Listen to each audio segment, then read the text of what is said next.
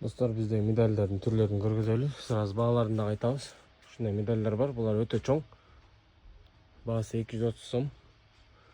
Көкбөрінікі дағы бар. Бұлар да 230 сом. Көкбөрінікі. Бұлар 170 сомнан. Так, бұндай да медальдар бар. Бұлар 170, 150 сом, 170 сом. Так, андан шығары бұл ромбиктер 150. Так, бұл жаңы дизайн тоже 150. Флажоктар 150 сом. Жидоныкі бар. Жидоныкі 150. Бұлар 150, 150. Так, футбол, волейболдық бар. Футбол, волейбол 170 сомнан. Және мұндай медальдар бар.